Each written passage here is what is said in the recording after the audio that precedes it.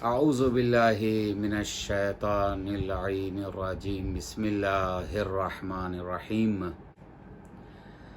عزیزان محترم، موت اللہ کا ایک حتمی فیصلہ ہے جس سے ہر ایک کو گزرنا ہے۔ موت کے سلسلے میں کوئی مستثنا نہیں ہے، کسی کو اس موت سے چھٹکارا نہیں ہے، ہر ایک کو موت کا مزہ چکھنا ہے۔ موت کے بعد جو آخرت کی منزلوں میں سب سے پہلی منزل ہے وہ قبر کی منزل ہے۔ دنیاوی معاملات میں ہم اس طرح سے گھر گئے ہیں کہ نہ ہمیں موت یاد آتی ہے نہ قبر یاد آتی ہے۔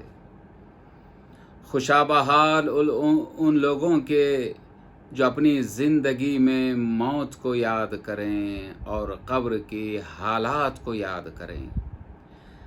ہر ایک انسان کے ذہن میں یہ سوال پیدا ہوتا ہے، کیا کروں؟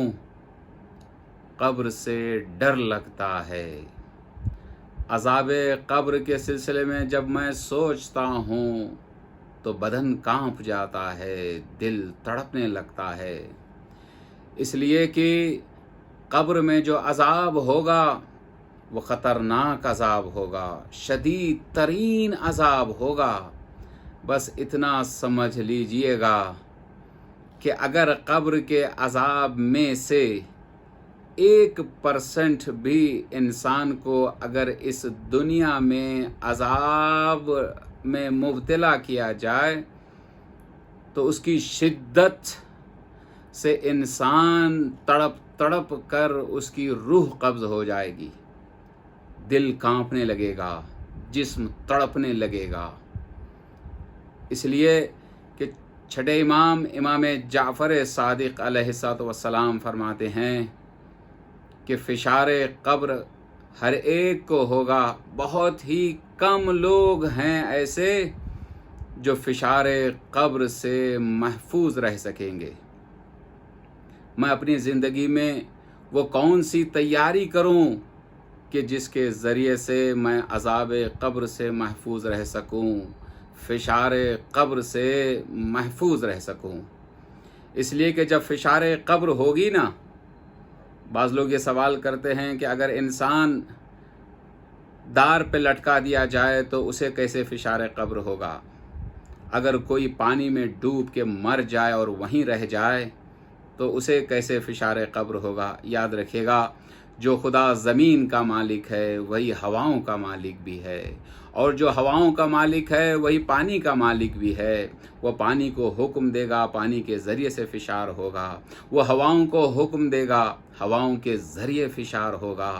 اور جب انسان کو قبر کے حوالے کر دیا جائے گا، قبر کی جانب سے آواز آئے گی، اے آنے والے تیاری کے ساتھ آنا، میں تنہائی کا گھر ہوں، کوئی مونس و یاور لے کر آنا، میں اندھیرے اور ظلمتوں کا گھر ہوں، کوئی روشنی کا سامان لے کر آنا، میں وحشت کا گھر ہوں، کوئی امن و امان کا سامان لے کر آنا۔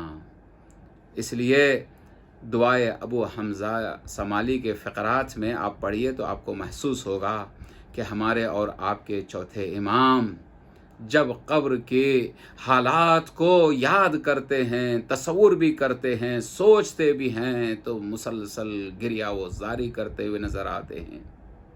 فرماتے ہیں اب کی لضیق لحدی، اب کی لظلمت قبری، اب کی لخروج نفسی عریانا، میں تنگی قبر کو یاد کر کے روتا ہوں، میں قبر کی اندھیرے اور ظلمتوں کو یاد کر کے روتا ہوں، میں اس منزل کو یاد کر کے روتا ہوں کہ جب مجھے قبر سے نکالا جائے گا۔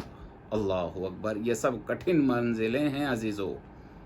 چنانچہ نہج البلاغہ میں خود مولا امیر علیہ السلام فرماتے ہیں کہ یاد کرو قبر میں اس منزل کو کہ جب تمہارے اندر خوف و وحشت طاری ہوگی، فشار قبر کو یاد کرو.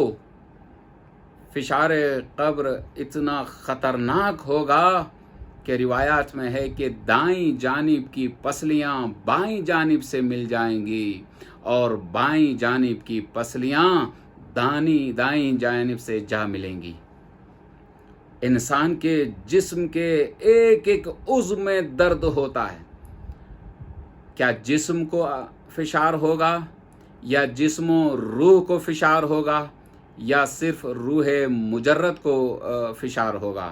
لیکن یہ طے ہے کہ فشار ہوگا. اور ہمارا زندگی بھر یہ جسم سے جو روح کا تعلق ہے، رشتہ ہے، انسیت ہے، جسم کا فشار بھی روح پر اثر انداز کرے گا اور اتنا خطرناک ہوگا کہ جو انسان کے لیے قابل برداشت نہیں ہے.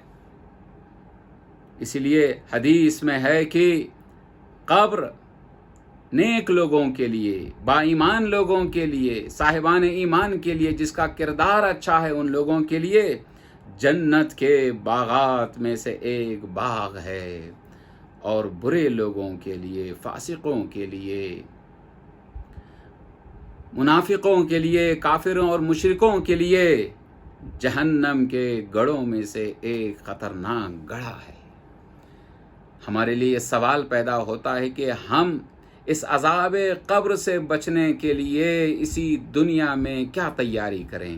اس لیے کہ انسان کو ہمیشہ اندھیرے سے ڈر لگتا ہے، تنہائی سے ڈر لگتا ہے، عذاب سے ڈر لگتا ہے. میں کیسے تیاری کروں؟ روایات میں آیا ہے کہ انسان اپنی ہی زندگی میں قبر کے حالات کی تیاری کر سکتا ہے. آئیے دیکھتے ہیں کیسے تیاری کریں. روایات میں ہے کہ جب انسان کو قبر کے حوالے کیا جائے گا، صاحب قبر میت آواز دے گی. جس کے برزخی کان ہوں گے وہ اس کی فریاد کو سن سکیں گے، وہ اس کی نالہ و فریاد کو سن سکیں گے. وہ فریاد کرتی ہوگی، اے میرے رشتہ داروں تم مجھے کہاں چھوڑ کر چلے گئے، اے میرے دوستوں تم مجھے کہاں چھوڑ کر چلے گئے. وہ قبر سے فریاد کی آوازیں سنائی دیں گی. اس لیے کہا گیا کہ جب کسی رشتہ دار کو قبر کے حوالے کرنا تو جلد قبر سے جدا نہ ہو جانا، تھوڑی دیر کے لیے قبر کے پاس بیٹھے رہنا. اس سے صاحب قبر کو سکون اور چین ملتا ہوا ہوگا. دوسرا مرحلہ ہے قرآن مجید کی تلاوت. اس لیے فاطمہ زہرا نے اپنی وصیت میں مولا امیر سے فرمایا تھا، اے علی جب مجھے قبر کے حوالے کر دینا میرے قبر پر قرآن کی تلاوت کرنا، خصوصیت کے ساتھ سورہ یاسین کی تلاوت، سورہ ملک کی تلاوت اور سورہ الحمد کی تلاوت، 7 مرتبہ سورہ انا انزلناہ کی تلاوت اور 11 مرتبہ سورہ توحید کی تلاوت. یہ وہ اعمال اور اذکار ہیں کہ جس سے انسان کو فشار قبر سے محفوظ رہنے کا سامان فراہم ہو جاتا ہے. اور روایات میں ہے کہ فشار قبر سے بچنے کے لیے، عذاب قبر سے بچنے کے لیے صاحب قبر کی طرف سے، اس میت کی طرف سے صدقہ دیا جائے. جس طرح صدقہ زندہ انسانوں کے لیے فائدہ مند ہے اور ان سے بلاؤں کو دور کر دیتا ہے، اسی طرح سے میت کی طرف سے صدقہ دینا عذاب قبر سے تخفیف کا سبب بن جاتا ہے. فشار قبر سے انسان محفوظ ہو جاتا ہے. کوشش کریں خاص کر پہلی شب میت کی طرف سے صدقہ دیا جائے اور میت کی طرف سے نماز وحشت جو صلاۃ لیلۃ الدفن کے نام سے مشہور ہے وہ پڑھا جائے اور 2 رکعت نماز میت کے ہدیے کی نیت سے پڑھا جائے، جو تخفیف عذاب میں بہت زیادہ معاون ہے. اور بھی بہت سارے مراحل ہیں، میں کچھ مراحل کی طرف اشارہ کرتا ہوں.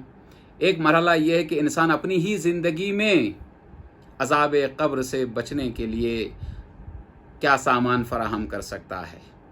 روایت میں ہے، ہمارے 8ویں امام علی رضا علیہ الصلاۃ والسلام فرماتے ہیں کہ اگر کوئی انسان ہر جمعہ अल्लाह के नामों में से एक नाम है अल-बारिओ। इसको 100 मरतबा पढ़ेगा, खुदावंद आलम उसे कब्र में तन्हा नहीं रखेगा और उसके लिए किसी को मोनिस व यावर करार देगा। दूसरा हल ये है कि इमाम जाफ़र सादिक अलैहिस्सलाम फरमाते हैं कि जो इंसान अपनी ज़िंदगी में सूरह मुल्क को पढ़ेगा वो भी अज़ाब क़ब्र से महफूज रहेगा। सूरह मुल्क तिलावत करना, इसका मतलब ये सिर्फ़ नहीं कि तिलावत तक महदूद रह जाएं, बल्कि उसके माना और मफ़हूम को भी समझें और उस पर अमल करने की कोशिश करें ताकि इससे ज़्यादा से ज़्यादा हमें फ़ायदा पहुंच सके। और तीसरा हल एक और भी है कि जो हम अपनी ज़िंदगी में तैयार कर सकते हैं, वो ये है कि अगर इंसान कब्र में नकीर व मुनकिर के सवालात से बचना चाहता है या आसानी से उनके जवाबात को देना चाहता है, वो अपनी ज़िंदगी में इंसान 75 मरतबा सूरह अल-हाक़्क़ा की तिलावत करे तो छठे इमाम फरमाते हैं कि वो इंसान आसानी के साथ नकीर व मुनकिर के सवालात का सामना कर सकता है। एक और हदीस है, इमाम अमीरुल मोमिनीन अली इब्न अबी तालिब अलैहिस्सलाम से मनक़ूल है कि इमाम फरमाते हैं कि जो शख्स जुमा के दिन सूरह निसा की तिलावत करता है वो भी फिशार कब्र से महफूज रहेगा। पांचवां राह हल ये है कि इंसान अपनी ज़िंदगी में अज़ाब कब्र से बचने के लिए जो काम कर सकता है वो ये है कि सूरह तकासुर को सोने से पहले, जब इंसान बिस्तर पे जाता है सोने के लिए, कोशिश ये करे कि सूरह तकासुर को पढ़े तो वो अज़ाब कब्र से अमान में रह सकता है। और छठा हल ये है कि इमाम जाफ़र सादिक अलैहिस्सलाम फरमाते हैं कि जो शख्स इंसान अपनी ज़िंदगी में सूरह क़यामत को 3 मरतबा पढ़ता है, क़यामत के हिसाब में उसके लिए आसानी होगी, दुनिया में वो बलाओं से महफूज रहेगा और तीसरे अज़ाब कब्र से महफूज रहेगा। यकीनन बड़ा कठिन मरहला है, इसके लिए हमें अपनी ज़िंदगी में ही तैयारी करना है। दुआ करें, अल्लाहुम्मा इन्नी अऊज़ु बिका मिन अज़ाबिल क़ब्र व मिन ज़ीक़िल क़ब्र व मिन ज़ग़ततिल क़ब्र। परवरदिगार मुझे अज़ाब कब्र से बचा ले, कब्र की तंगी से बचा ले और फिशार कब्र से बचा ले। उम्मीद है कि इन जो दुआओं के ज़रिए से, इन अज़कार के ज़रिए से, इन अमाल के ज़रिए से अपने आप को हम अज़ाब कब्र से बचा सकें। वस्सलामु अलैकुम व रहमतुल्लाहि व बरकातहू।